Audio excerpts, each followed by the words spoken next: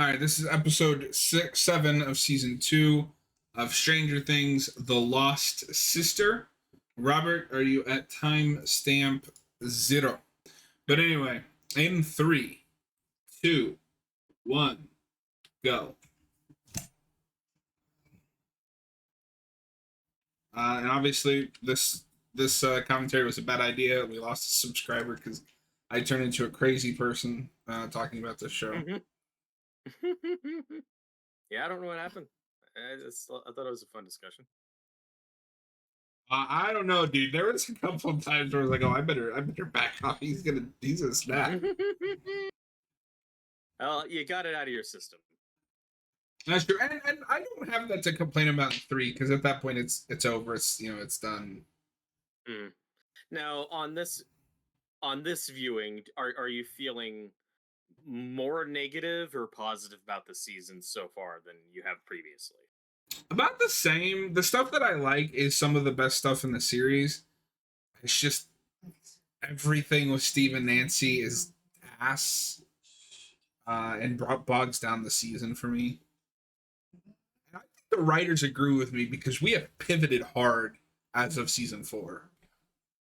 Mm-hmm. If I And was like I watching said, this my on my stance own, is I would just skip to like episode 6 and just watch this Steve and Dustin stuff. yeah, and I just don't feel that because I think the premiere is really strong. I think the second episode's mostly very strong. I like a lot of the Halloween stuff. Well, It just kind of drags for me in the middle. okay. Let me restate that.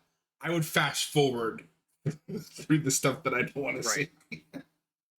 I'd still And watch I the would argue episodes. that I would say the stuff you would fast forward through is probably like 45 minutes of the whole season, an Mm. hour top.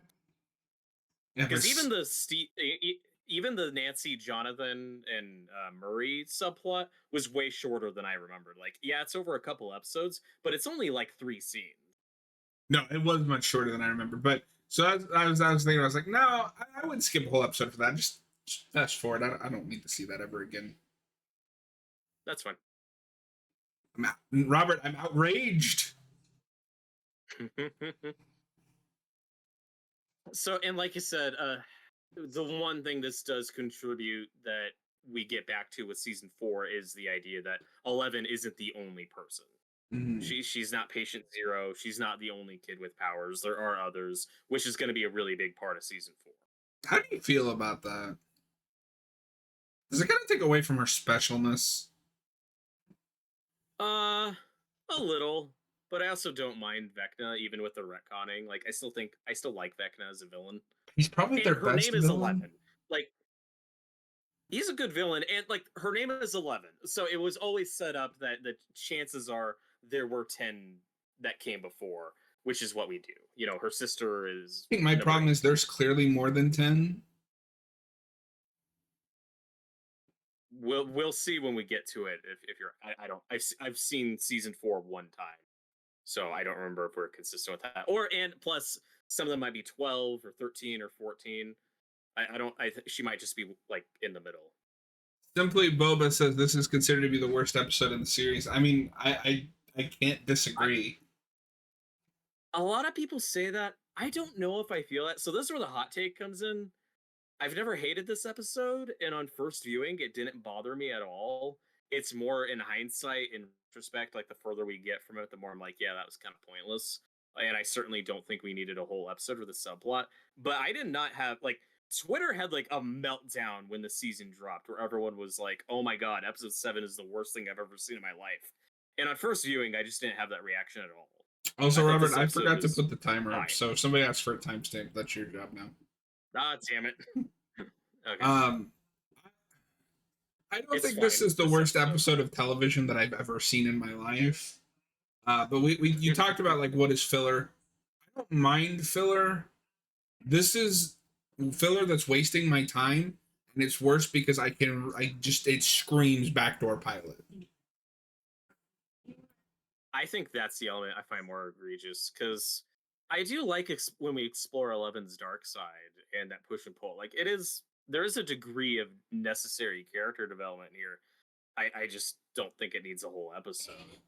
because the Duffer Brothers' defense was like, there's supposed to be Empire Strikes Back in this episode. It's 11 running off on her own, and does she go off with, does Luke go with Vader? Does she go off with the bad guys? And obviously she doesn't. And I think it's cool that we give her that temptation, but again, did we need a whole episode? I don't Why think is so. her every one of her character arcs just Star Wars?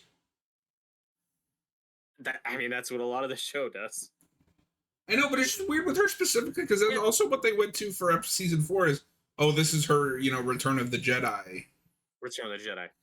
And and also, to be fair, one of the big characters they're pulling from is obviously Carrie, and so they want to kind of be teetering, like, does she go full Carrie? Does she go full dark? So like that makes sense because she does kill a lot of people in season 1. I would have split this up and made it her whole status quo of like her on her own instead of taking so long and then just info dumping. That's the problem. Like, we could have all, and again, I hate saying this because I love a lot of stuff with her and Hopper in the first couple episodes, but you could have skipped all that and just had her on her own here. Granted, counter argument is, well, why wouldn't she go see Mike? That makes no sense. Like, that's why you need the Hopper stuff. Like, you need a reason for her to not go see Mike, which is obviously what she would do. Or, like, as you suggest on the last stream, like, maybe she's in the Upside Down longer. If you're gonna keep, if you just set it her there, you could still keep that scene of her going to Mike but finding him with Max. It's just she's already been on her own, and that's what persuades her to leave town.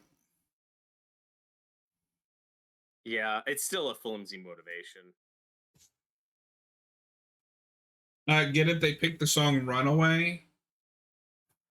Mm-hmm. It's obvious, but I do like some of the song choices in this episode.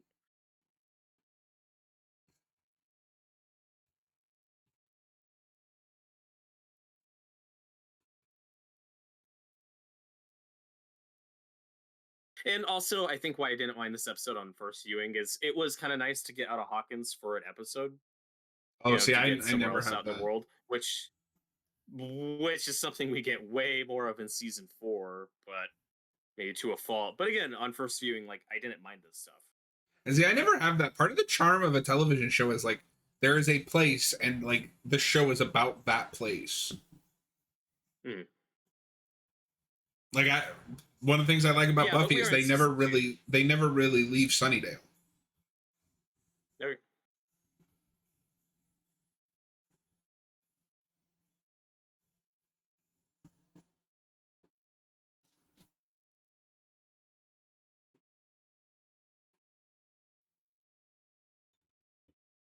Also, if you showed someone this episode or this show and skipped over this episode, you would still have to explain stuff. You would still have to fill in.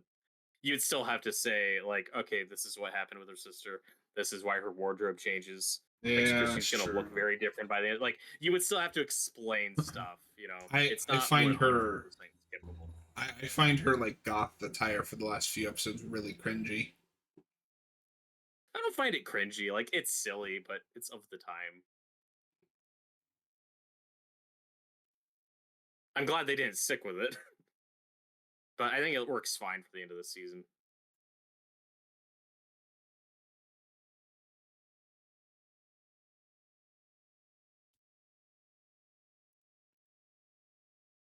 And also back to the commenters' statement in the live chat. Like, is this the worst episode of the series? Like, I don't know. I'd have to watch through the whole thing and really think. Like, yeah, it's on the lower tier for sure, but that's the problem with ranking a binge show is there's always going to be those subplots that stand out and the ones that drag them down. So, like, are there technically worse episodes than this? Like, maybe, I don't know. I think at this point it is my least favorite because 90% of this episode doesn't amount to anything. Right. It comes right after, and that's the other problem is the placement in the season because this comes right after. There's a demigod on the loose. Will is possessed. We got to stop everything to do this. Right, and the counter argument to that is, well, it's a binge show. You don't have to wait a week to see that resolved. I get wanting to milk out tension, but it could still be annoying.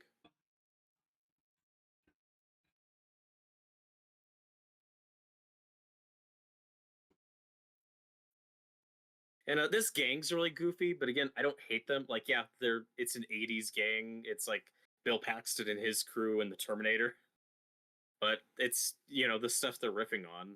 It's consistent.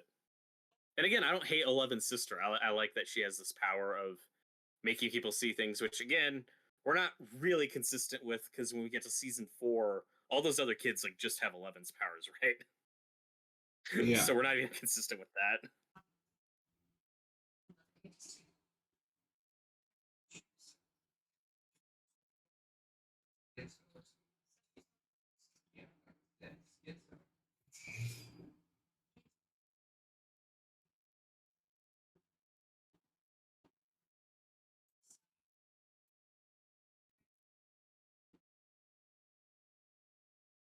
But even when I'm watching this show with people who haven't seen it before, like for me, this isn't a slog to get through. Like it's just for me myself rewatching it. It's like, yeah, this doesn't amount to much and hasn't aged well.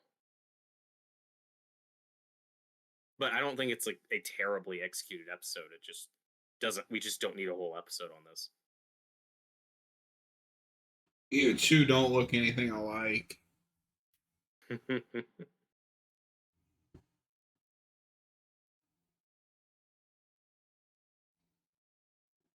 And as we mentioned before, that teaser or the prologue we get at the start of the season is totally there to make this not feel like filler. To make people like, see it, don't worry, like this is important, So that's gonna Bullshit. that would be jarring too, though, watching this show with someone and then skipping this episode because you've already Yeah. seen these characters in that opening. Shut up, So it's like, what Robert. the fuck going God damn it, Robert. on?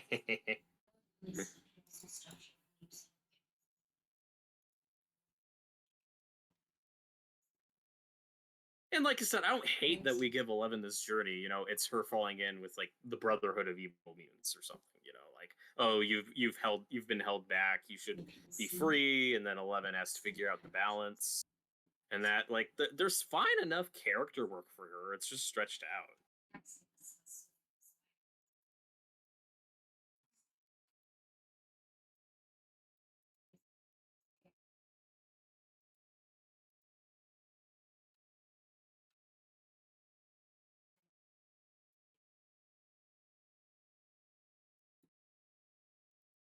I think that's the problem with giving her this whole subplot too, or for a whole episode, is that we don't have a subplot to check back in with that picks it up. We don't cut back to Steve or whoever that because for most episodes of the show, it's like, well, I'm not liking this subplot, but hey, at least I like this one. We're cutting back and forth. Nope, this is all one subplot I don't care a whole lot about. That is the other big thing. It's just I'm waiting to check back in with Steve or Nate or Will. That's Nancy. Yeah. Uh, Yeah, and that's what's Nancy killing can the go fuck herself. pacing of this.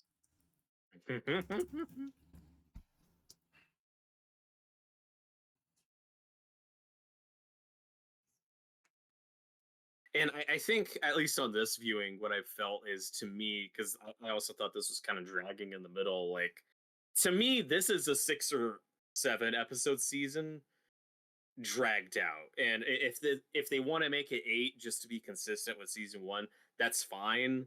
This does not need to be a 9 episode season. They did not justify this being an episode longer. This is a lot more stretched out and padded.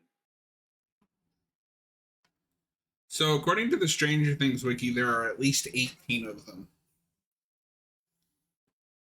Okay, which would mean that 11's not the last one, because there are kids older than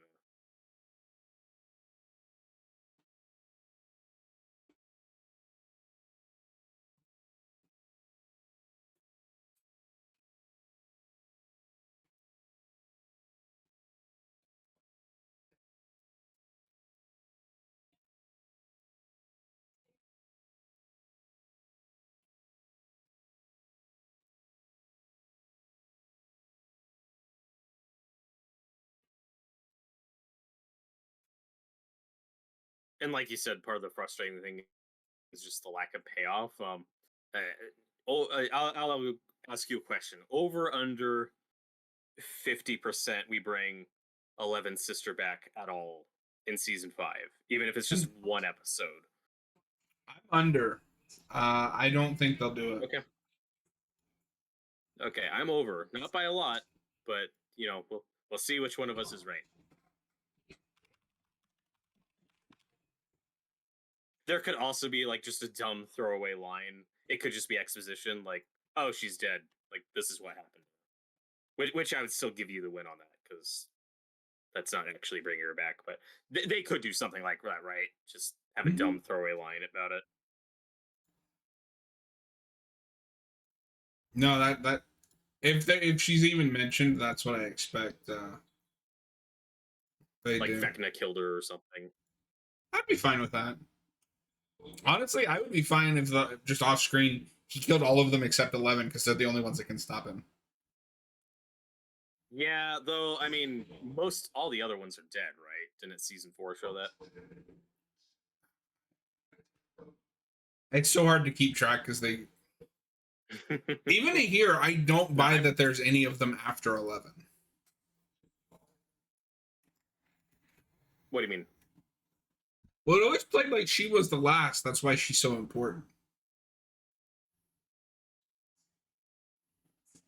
That's fair. Remember that Matthew Modine's character is her father, and he does have a very specific attachment to her. So that's where his obsession comes from.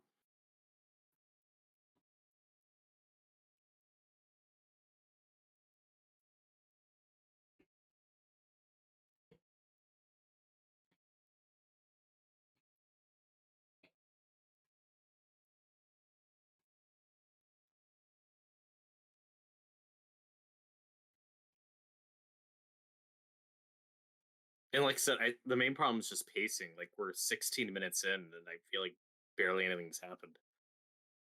Yeah.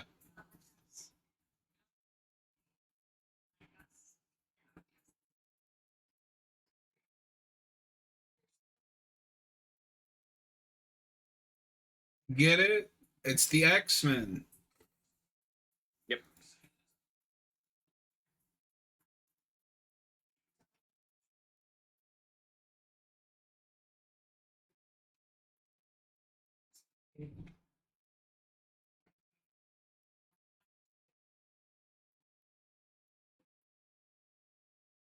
And I do like this the subplot though of hunting down people who used to work there. Like that stuff's cool.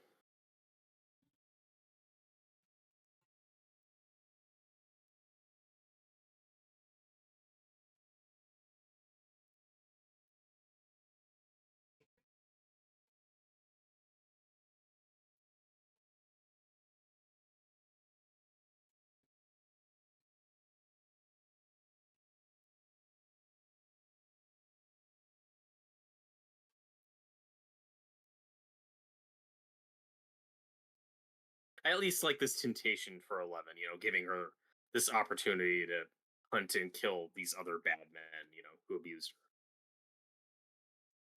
which we have seen her do.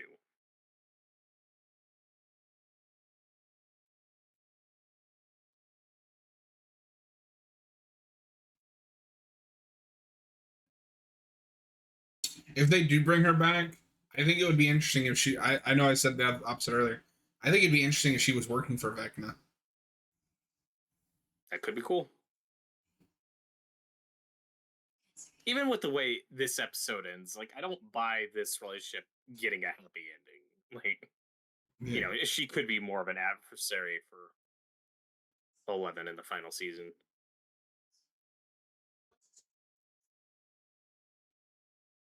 Use your anger, 11.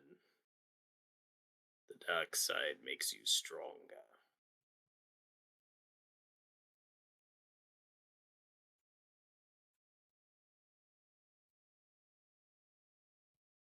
This is some Force Unleashed shit. Did you ever play that game? I did. I loved it. So good. Did you play? Did you second play one the was not as good. PS3 version though? No, I had the PS2 version. Okay, so in the PS3 version, I'm I- sure you know about this because it's kind of infamous. But there's a big QTE where you bring down a Star Destroyer with the Force. That is in the PS2 version. It's probably just shorter. Mm. I know a lot of people complain about that. Oh, Yeah, he's so sorry. powerful. Yeah, it's just they couldn't do that in the movies, but like, I imagine Vader to be stronger. I don't know. I think that's silly and too far, but in a game. Did you like when he caught the TIE fighter with the Force and Obi-Wan Kenobi? Uh,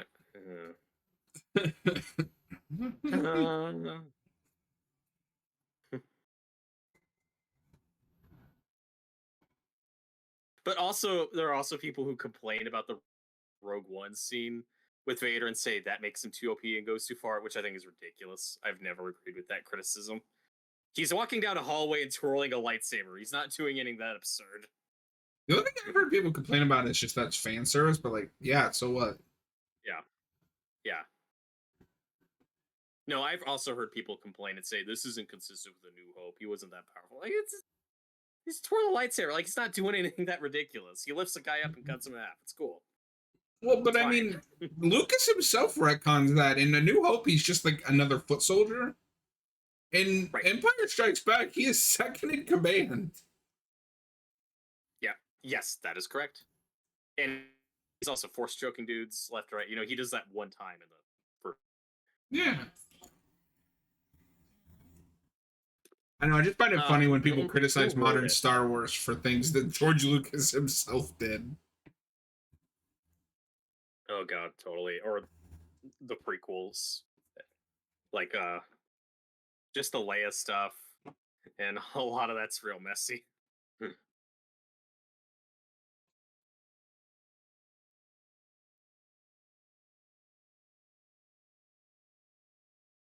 And I forget, like Matthew Modine gets a cameo in this episode, right? Like we do kind of confirm that he's still alive. It's been so long since I've seen this. The last time I watched Stranger Things outside of this commentaries was when season 4 was coming out, and I can promise you, I didn't pay attention to this episode. I like this music. And like I said, that's another thing that season 4 pays off is, you know, just bringing him back. I still don't entirely know what he's doing between seasons 1 and 3, but whatever. Or between 1 and 4, but I'm glad they give him a lot to do in season 4.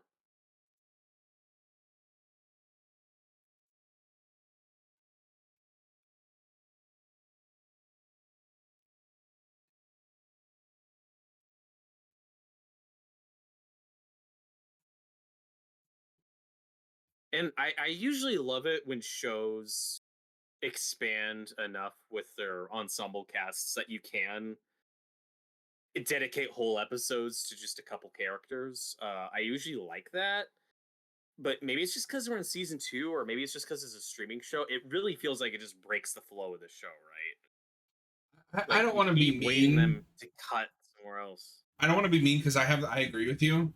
Millie Bobby Brown does not have the screen presence to carry a whole episode by herself. I think that's a factor. Like, I think she's fine here. Well, because I just think if you do an episode like this, not this script, but if you make this an episode about Steve and it's just Joe Keery for 40 minutes or to an hour, it's a great episode. Most people are cool with it. I'm shocked they haven't done that. I'd argue that season 4 could and should have done that more instead of having hour and 20-minute episodes. It's like, just make it a 10-episode season and just have a Steve subplot, part of the Steve subplot, just be its own episode. Like, I kind of wish maybe they should have done that instead of having hour and 20-minute episodes and then a 2.5-hour finale. Even if you just made an episode about Nancy, I think Natalia Dyer could carry an episode. Yeah. Millie Bobby Brown, she doesn't have any range. And I'm not just talking about Stranger Things. Like everything I've seen her in, she's not that that proficient in different And kinds again, of characters. well, and she works for this character. Like she's Yeah, good in this role, but she works best when she's bouncing off of characters like Hopper or Mike or Joyce. You know, Mike it's could who also she's carry an interacting. episode. Yeah, Finn Wolfhard, the break one of the big breakout stars from the show. Like he is a wonderful actor. Yeah, because 11 is only interesting through the lens of another character. Just watching her as the protagonist, she doesn't know. She talks awkwardly. She's quiet. Half of her performance is just her standing there doing this. Mm-hmm. And she screams and cries. Yeah, she does do a lot of crying.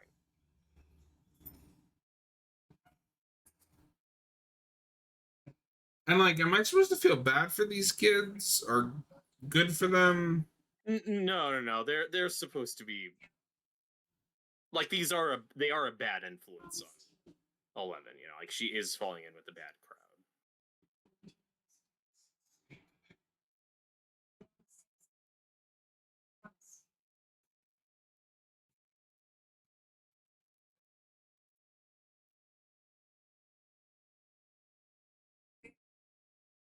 Because earlier we had that scene where like 11 does ask if they kill these people, and they don't lie about it, but the way she explains it, like, hey, they're bad people, we punish them, like there is a sharp contrast to actually when we cut to seeing them show up at someone's doorstep and shoot them in the face with a gun. Like, now that they are framing them as like, no, these are not good people. Well, but even with that, I can understand their point of view, right? Of Right. yeah, they're not hurting them now, but they did in the past. Just knocking up a random gas station, that's like petty criminal bullshit. Mm-hmm. Well, and I think that's just how they live. Like these are thieves, you know. Yeah, that's true. I can't take 11 seriously and then get up.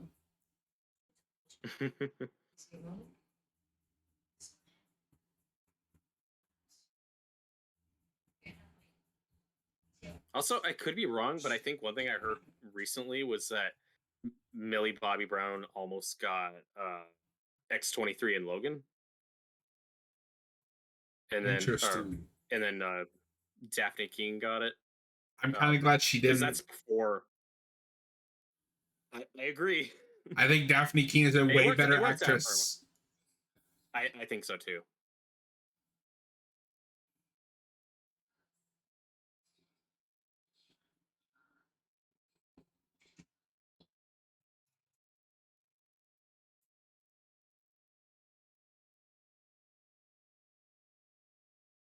And I know Logan comes out after Stranger Things season 1, but like I don't know the relation of like filming, you know, when those two projects were filmed.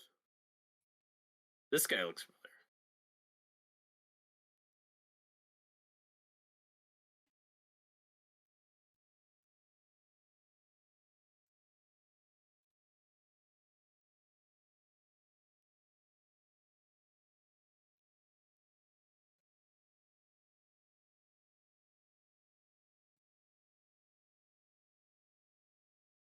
11's mask reminds me of the Happy Death Day mask.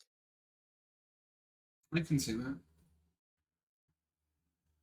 I still need to see those movies. I haven't seen the second one. The first one's pretty good. Okay. I also liked that movie that director did Freaky. Oh, with Vince Vaughn. Because apparently that director's only idea is what if we take like classic stories and turn them into slashers? Yeah, I'm cool with that. No, I'm not complaining. I just find it funny. Mm-hmm.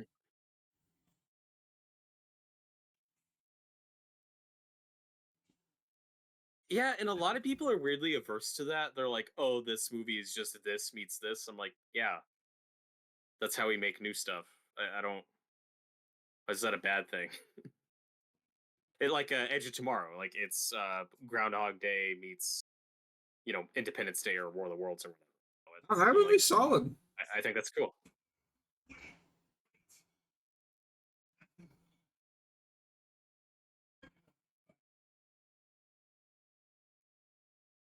Yeah, so this is when we get the information that Matthew Modine Okay, Brenner so is this still alive. episode, fuck, this episode is important.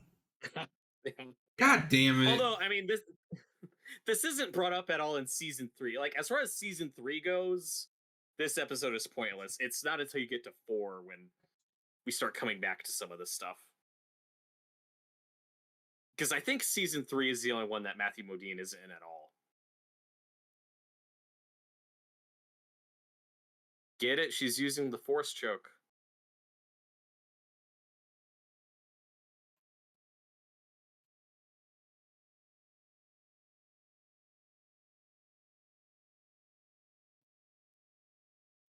Like I said, I do like that we take 11 here, and I like that what snaps her out of it is this guy having a family.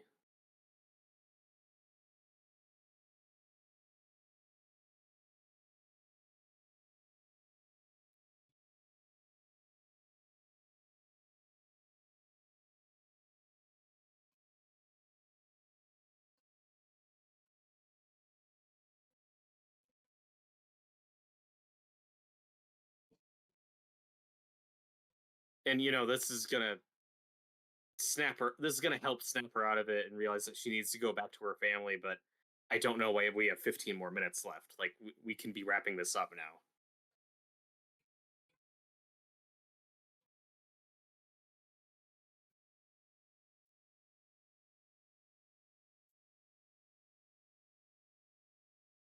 But this is definitely, it's setting up like these two are going to be rivals. Mm-hmm. We just haven't paid it off yet. Yeah. Okay, so I have to confess, this episode is kind of better than I remember. It's still a waste of time. Yeah, it is. Like I've never thought it was awful. Like Twitter had like a meltdown when this season came out. Like either it was season 2 sucks or season 2 is great, but that episode sucked. And I guess just going in with those expectations on first viewing, I was like, it's fine. I wasn't angry about it.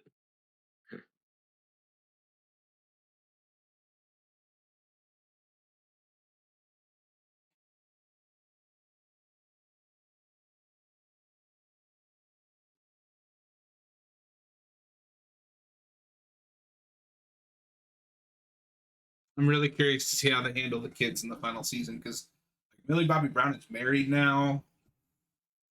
Dude, like that's insane. Yeah, I mean it doesn't ruin the show or anything for me because I like some of the character stuff we get, but like in season 4 they're supposed to be freshmen and they do not look like freshmen in high And school. I don't normally mind that, but it's distracting because I have seen them as kids. Mm-hmm. And then it's funny because you go back to season 1 and like Nancy or Steve, like they're 20-something-year-olds playing high schoolers, but it's not really distracting. It's more jarring when you're seeing kids in real time growing up drastically over what's supposed to be just a few years.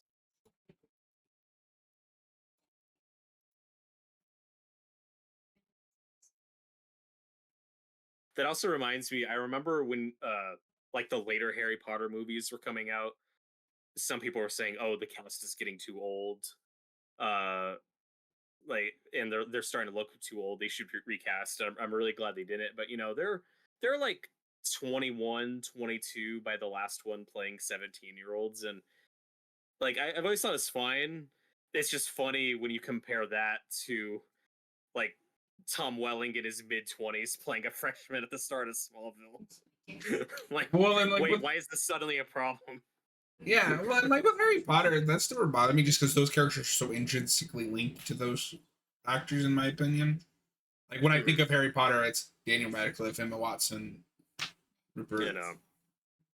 And the thing most people agree on with at least most of the characters in that franchise just is casting. Like they usually nailed casting, however you feel about some of those movies. And it is a miracle that we got like that trio consistent for the whole thing, because Emma Watson and Rupert Grint both were considering dipping out around the 4th or 5th one. Like that almost happened. So I think it's just amazing that we got them for the whole thing.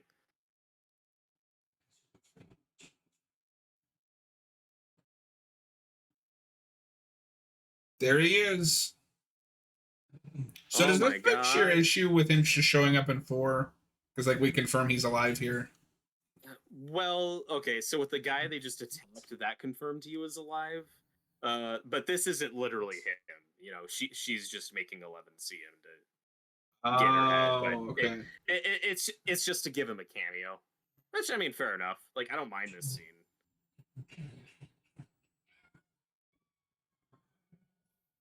That's the problem. It's like there's some decent setup here for like, you know, a Professor X versus Magneto type of rivalry. It just doesn't go anywhere. Like Millie Bobby Brown, try it would not to be cry in an episode of Stranger Things. Challenge failed. oh god. That's gonna get tough when we get to 4.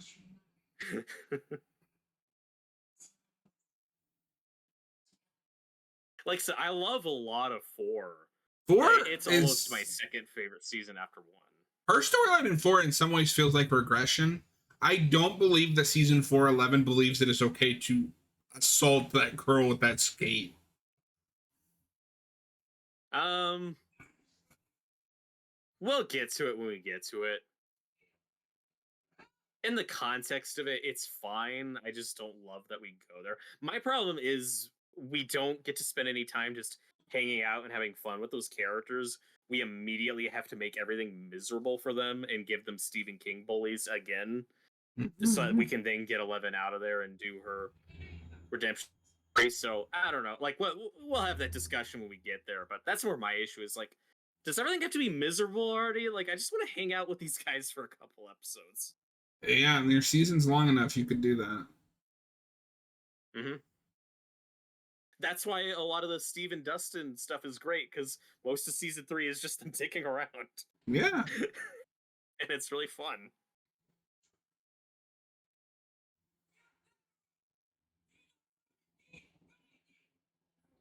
Also, it seems 5. Can the party just be the party again? Mm-hmm. No new members. We've got a full set. We're good.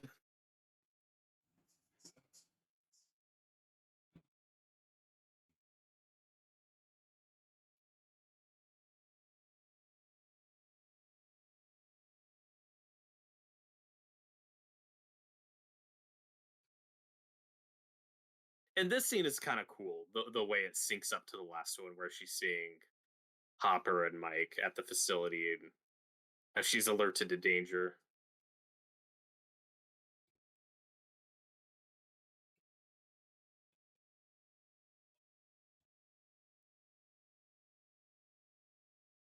I just think you should have condensed and rearranged some stuff.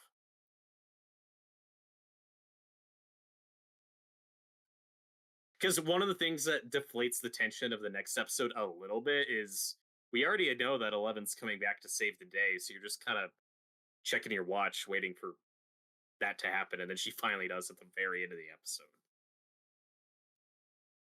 Which is funny because that's very shonen. So I know because I know you're not a Dragon Ball fan, but there is a Dragon Ball formula to the first bit because Goku is the strongest, and if he's just there at the beginning, there's no story, there's no threat. So we have to keep finding ways to take him out until it's almost too late. Yep. That's like the Professor X movie thing, where we got to take him off the board for the third act because we don't know how to write him. So like in the Saiyan saga, he's dead, and he's too late being resurrected. So it takes him longer than it should have to get back to Earth, so we can have the other characters try to fight.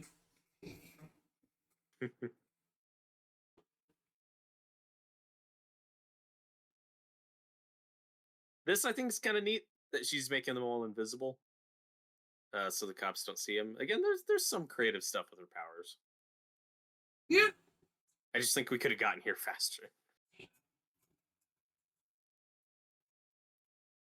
And again, if you wanted this episode to have more bite to it, like have one of these kids get shot in the head. Like that could be a really shocking wake up call for 11. You know, like it feels like this episode should go darker than it does, but we don't kill any of them off because we're setting this up for a spinoff.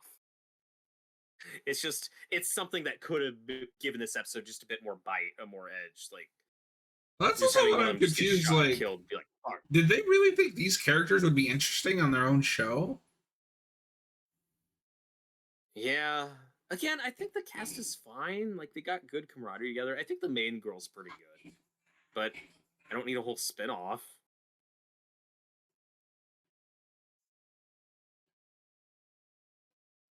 And like I said, this feels very like, Professor X Magneto having to part ways. It's very tragic, but it would be like if we did that and then never had Professor X and Magneto fight each other. It'd be like if you just had the setup in First Class and never did the Magneto stuff in the other movies.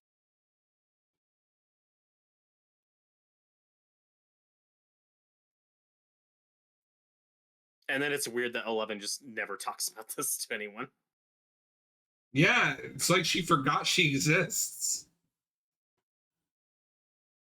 Oh my god, it's so slow and epic.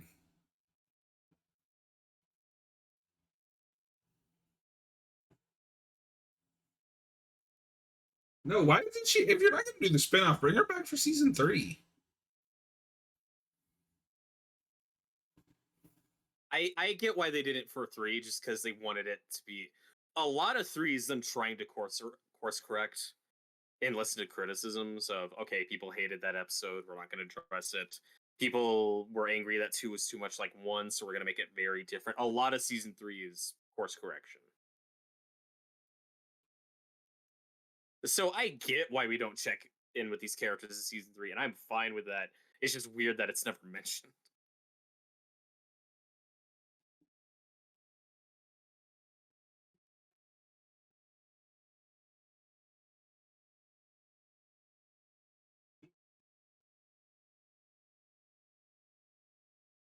11 looks like she's contemplating murder.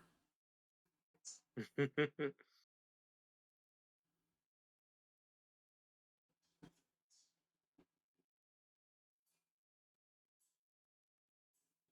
remember liking the song choice at the end of this episode.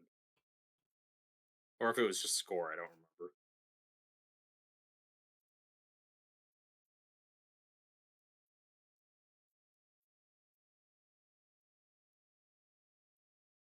Like that drum.